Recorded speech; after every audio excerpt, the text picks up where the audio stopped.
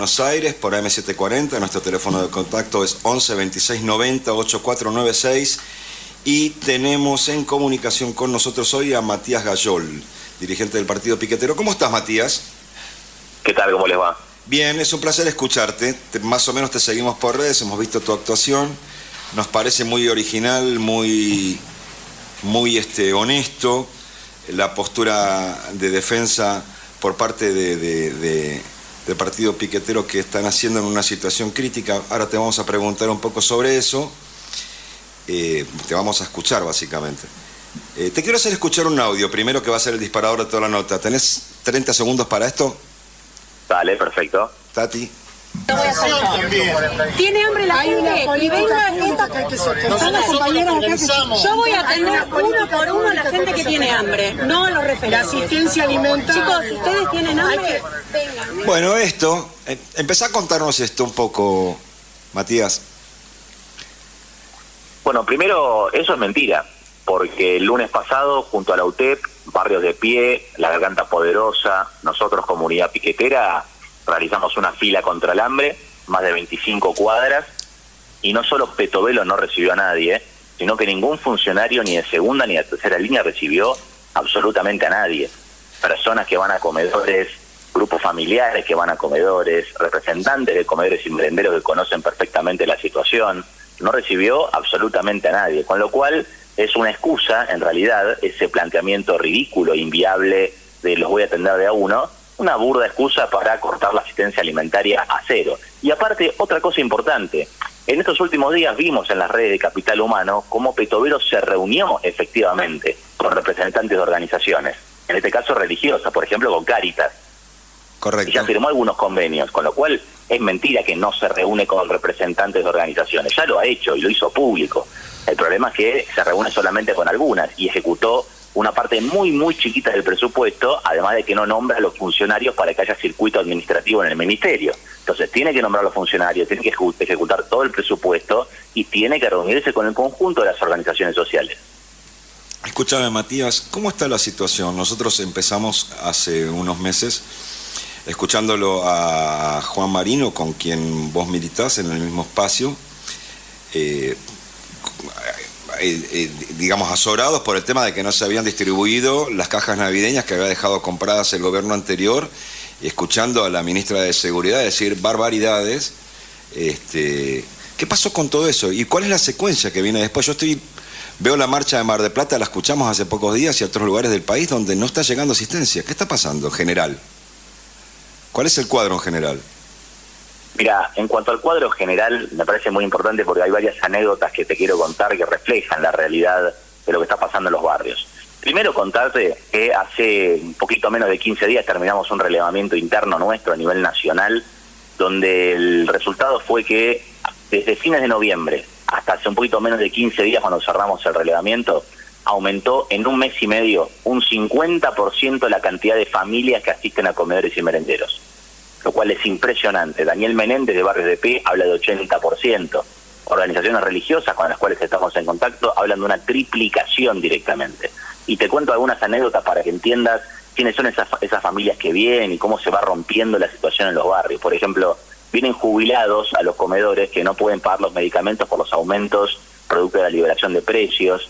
Vienen albañiles que por la parálisis de la obra pública dictada por Milei se quedaron sin laburo o ya no tienen changas en el barrio.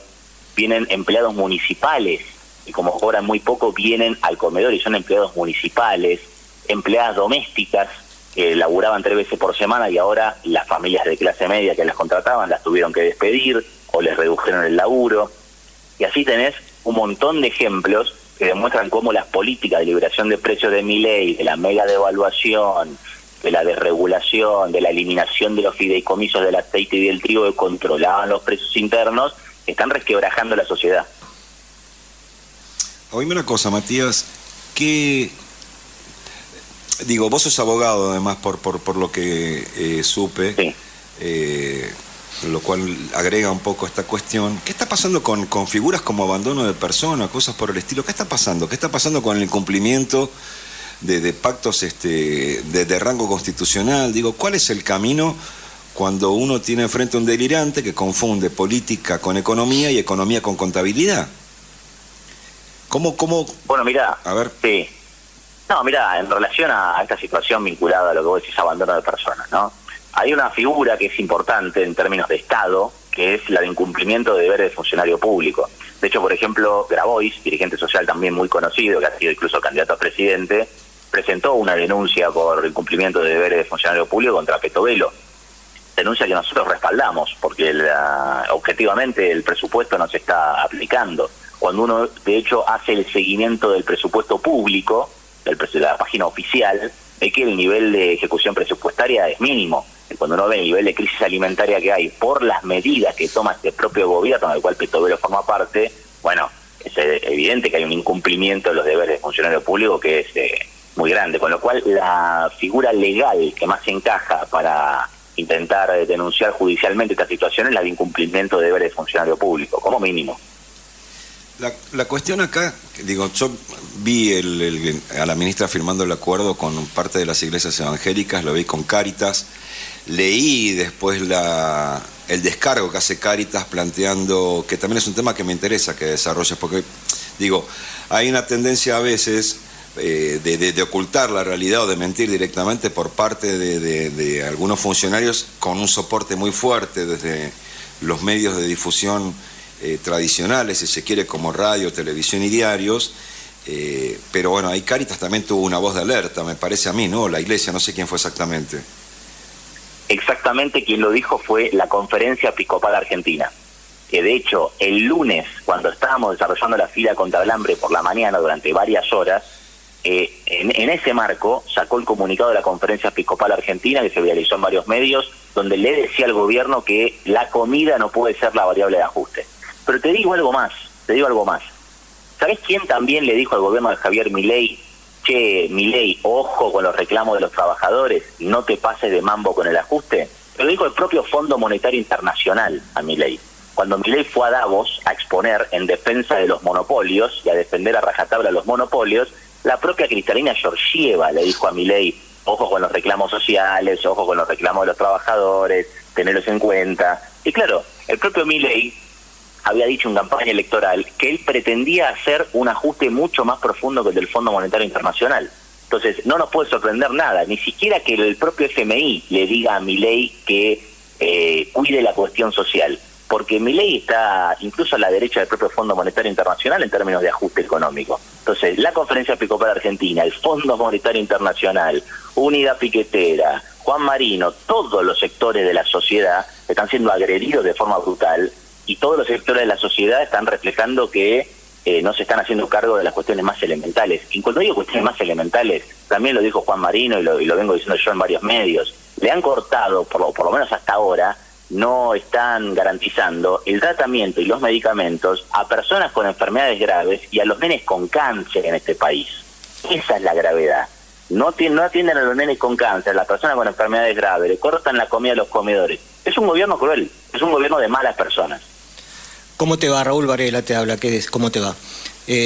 ¿Cómo andás? ¿Qué tal? Te hago una consulta. ¿Qué opinión tenés respecto a por qué esta ministra no ejecuta el presupuesto? ¿Es una situación de impericia, de negligencia, de desinterés? Porque se están comiendo un flor de desgaste político frente a esta situación. Mira, yo creo que hay una combinación de varias cosas. Por un lado, son malas personas, objetivamente, yo realmente lo creo.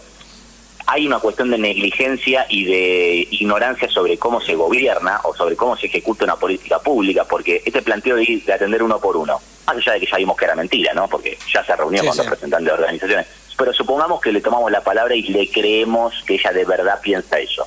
Es completamente inviable. Primero porque la mayoría de las organizaciones de comedores y merenderos están nucleados en organizaciones sociales, piqueteras, religiosas, o en su defecto están en coordinancia con los municipios.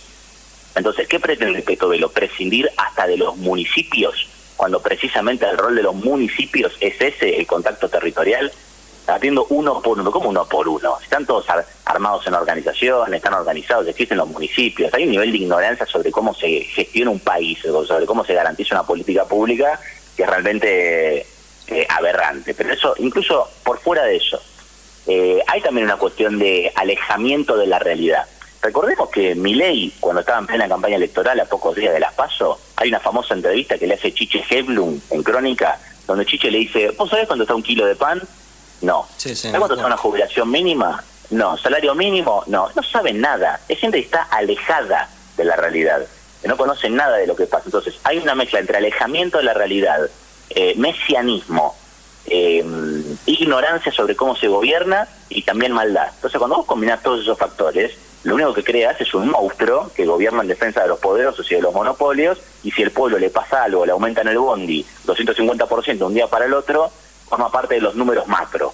Pero si a la gente no le cierra, no le importa. Además de que Milei mintió también, porque él prometió que el bondi no iba a aumentar de forma drástica hasta dentro de mucho tiempo. Lo mismo con la nafta, lo mismo con los alimentos. Con lo cual, además de todo, son mentirosos. Matías, ¿cómo estás? Bruno Tiñaleri te habla. Mira, ¿qué pasa cuando vos tenés semejante panorama? Una ministra que se burla y dice que los va a atender uno a uno, y creo que fueron 16 cuadras de personas a las que ignoró completamente. ¿Cómo se enfrenta a todo esto? Bueno, mirá, por un lado, creando la más poderosa red solidaria posible entre todas las organizaciones, porque hay un efectivo desgobierno. Yo quiero tomar la palabra de lo que viene diciendo el diputado Juan Marino en los medios, de este desgobierno, porque el DNU no es otra cosa que el desgobierno, donde el gobierno se aleja de lo que ocurre en la realidad, permite a los monopolios de alimentos y a los monopolios capitalistas poner los precios que quieran, y que sea lo que Dios quiera, y ellos se alejan. Entonces hay una situación de desgobierno en donde se abandona a la gente, y tenemos que hacer lo que podamos, y en relación a lo que viene pasando en los barrios, cómo se la rebusca la gente, ¿no? Me parece importante contar esto, qué nos cuentan los compañeros de cómo se la rebuscan los vecinos. Bueno, varios vecinos y familias que están yendo a diferentes comedores, van a multiplicidad de comedores, y que incluso si hay un comedor que les queda muy lejos, caminan todas esas cuadras para ir a ese comedor, y después van a otro y a otro, para así lograr llenarle el plato de comida. O por ejemplo, en varios barrios, me acuerdo de Merlo, que de hecho viene desarrollando toda una política de crisis frente a la situación, y pasa en varios distritos, que muchos vecinos de repente van a las plazas del barrio y realizan ferias o trueques, como en la vieja época. Entonces son diferentes las situaciones, y sobre todo el ejemplo más evidente y el que más escuchamos es que familias que comen una sola vez por día, hacen una sola gran comida por día, fuerte, potente, y después están todo el resto del día a mate con pan o té con pan.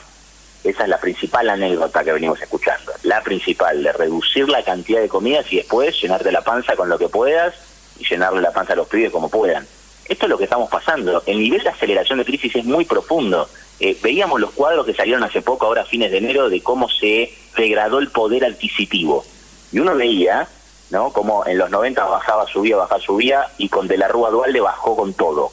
Después Néstor Cristina sube, Macri baja mucho, Alberto sube, baja, y con Milei en menos de 2 meses bajó como nunca antes, en una espiral brutal, y esto fue en 2 meses. La pérdida de poder adquisitivo de más del 20% en menos de 2 meses es una catástrofe social total. Ya directamente califica, ni siquiera como ajuste de shock, es directamente un genocidio económico. Esto es genocidio económico, ni siquiera es ajuste de shock. Y no están cumpliendo con la promesa, como charlábamos recién, de atender a los caídos en el marco del capital humano. Es muy grave la situación, y esto recién arranca, porque se vienen los tarifazos de gas, de luz, de transporte todos los meses, que recién arranca. Están preparando un genocidio económico. Matías, yo soy un viejo militante político. Creo que es una situación de impericia, creo que es una situación exprofeso, y creo que es una situación límite. Y cuando planteo la palabra límite no lo hago con un ánimo de satisfacción frente al fracaso o lo que fuera, sino que lo hago con profunda tristeza y con profunda responsabilidad. Una situación límite en la Argentina orilla el riesgo de violencia social, donde ya el gobierno ha tomado mucho más aceleradamente resoluciones y decisiones para ver cómo reprime o cómo contiene la gobernabilidad de este presidente, que cómo resuelve el tema de la penuria a la que someten a millones de personas. ¿Qué ven ustedes? ¿Que tienen el oído cerca de lo que pasa, que tienen esa militancia íntegra en esos sectores? ¿Qué ven? ¿Qué perciben? ¿Qué pueden aventurar? Mirá, lo que te puedo decir es que lo que se ve en los barrios populares es mucha angustia y mucha tristeza. Mucha angustia y mucha tristeza. Y también una deslegitimación social del gobierno en relación a esto que vos decías de cómo se desarrolla el gobierno, ¿no? Una deslegitimación social al gobierno que crece de forma muy acelerada. De hecho, han salido varias encuestas a nivel nacional que reflejan que Milei perdió entre 7 y 9 puntos de popularidad y en ascenso. Lo del golpe al bolsillo a través de lo que fue el aumento del colectivo del tren fue muy fuerte. Es muy, muy, muy fuerte lo que estamos viviendo, la cantidad de testimonios que recopilan los medios de comunicación y nosotros, como organización social que militamos en los barrios y como partido político, tenemos una fuerte presencia en los barrios populares. Lo del golpe al bolsillo a través del aumento del tren y el bondi fue impresionante. Y pensar que el plan del gobierno es aumentarlo todos los meses, y ni siquiera arrancaron los del gas y la luz. Y la garrafa, a través de la desregulación que el gobierno estableció, cuando el 46% de los hogares de Argentina que manejan a garrafa, esto recién arranca y va a seguir subiendo, es una crisis social brutal. Yo insisto con el concepto de genocidio económico, porque una cosa es un ajuste gradual, otra cosa es un ajuste en shock. Estoy en desacuerdo con ambas, porque el camino es tocar a los verdaderos monopolios. El camino es redistribuir la riqueza tocando a los ricos, ¿no? No es el ajuste. Pero una cosa es un ajuste gradual, ok. El gobierno anterior ha tenido alguna que otra medida de ajuste. Esto ha ocurrido, pero era gradual. Otra cosa es un ajuste de shock. Y otra cosa es directamente disolver el funcionamiento de la sociedad. ¿Me explico? Sí, claro. Que sea tan inviable una medida que la sociedad como tal, como viene funcionando, no pueda seguir funcionando. Eso es un genocidio económico. Eso es una destrucción de la sociedad como tal, ni siquiera es un ajuste. Porque en un ajuste de shock le quitas una buena porción del poder adquisitivo a la gente, pero la sociedad sigue funcionando, puede funcionar. El plan de este gobierno directamente, o lo más cercano a un plan económico que tiene este gobierno, directamente disolver la sociedad tal cual está funcionando. Por eso es una gravedad inusitada, y en el mundo están viendo lo que está haciendo este tipo. Porque mientras en el mundo los monopolios de alimentos son controlados, el transporte público es subsidiado, en todo el mundo ocurre eso, en los grandes países de Europa, hasta en Estados Unidos hay leyes antimonopólicas. Estados Unidos, acá están buscando hacer un experimento prácticamente único en el mundo. Entonces es mentira que Milei es la adaptación de Argentina a las políticas internacionales. Es lo contrario, Milei va a contramano del mundo. Matías, ¿qué edad tenés? 29. Espectacular. Gracias por tu tiempo, tu testimonio. Vamos a estar seguido hablando contigo, porque lamentablemente esta situación se va a agudizar. Pero se va a agudizar en niveles que a mí pueden llevar a demasiadas décadas atrás. Mirá, cuando vos y Bruno, que está en esta mesa, que tiene unos pocos años más que vos, no eran ni un proyecto de proteína. Nosotros fuimos a Salta cuando éramos chicos, muy jovencitos, acompañando a un candidato a presidente que fue presidente en el 83. Y yo vi llorar a ese hombre porque el 60% de los chicos de Salta del 83 tenían desnutrición. No sé si vas tomando dimensión de lo que te estoy diciendo. Uh-huh. El señor que fue presidente de la República, Raúl Alfonsín, lloraba. Y cuando llegó encargó el Programa Alimentario Nacional. Yo no creo ni en la dádiva, ni en la limosna, ni en el asistencialismo. Creo en ordenar de una vez por todas la ecuación de la vida digna y demás. Llevamos décadas intentando esto. Yo esperaría salir de esto sin violencia y que efectivamente las cosas vayan para otro lado. Nosotros tenemos un bloque y te metí